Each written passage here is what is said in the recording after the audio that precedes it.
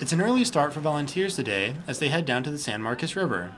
They are doing this because they are participating in the annual river cleanup in San Marcos.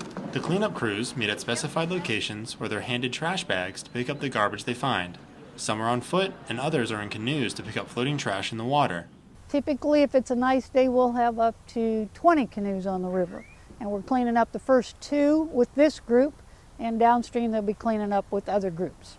It's the love of the river and the desire to preserve the waters that push everyone to clean up today. To me, it's more of a feeling of giving back something to the earth, because without us, we're the guardians, and we should do a little bit better job. Well, I feel it's just part of my duty to spend time volunteering. Longtime San Marcos resident Tom Goins has been cleaning the river for more than 20 years, and this year he coordinated the efforts. I started paddling on this river in 1967, fell in love with it then, and I've just, I feel like I've got to give a little something back.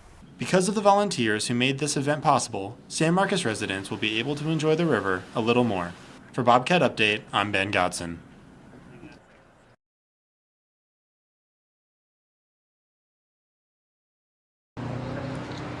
Austin and San Antonio now have hands-free city ordinances prohibiting all use of mobile devices while behind the wheel.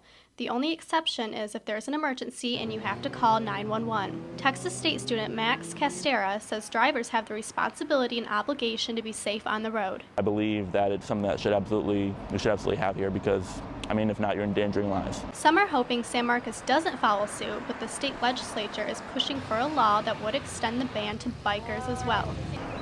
Just, especially like as a bicyclist and stuff, it's like, I don't think it's really going to stop anyone. It's just going to add on to more fines. It's going to keep the police busier doing stuff that they don't necessarily need to be doing in the first place. With San Marcos being primarily college students, Texas State student Dalia Moreno says drivers have too many distractions. I feel like a lot of students are kind of reckless whenever they drive around here.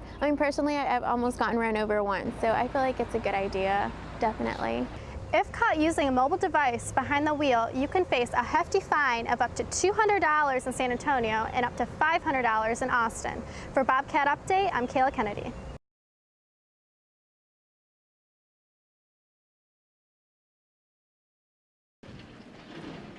Negative stereotypes can have an impact, especially when the perceptions are wrong. When it comes to being at work, I'll have guests come up to me and don't expect me to speak Spanish, so they'll probably, have negative comments to say about me or just negative comments in general. Many students feel they get typecast into categories based on how they look. A lot of people would ask me oh, what part of China are you from?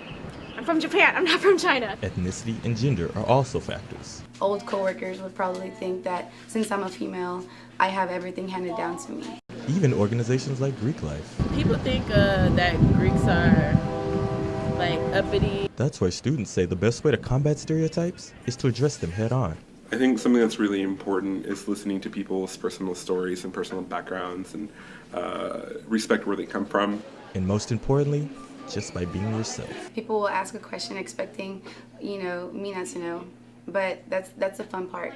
You go and look and research and knowledge yourself. Every student is unique in their own way and has a right to be respected for being the way they are. The key to being open-minded is to not be judgmental and to not judge based on appearances. For Bobcat Update, I'm James Smith.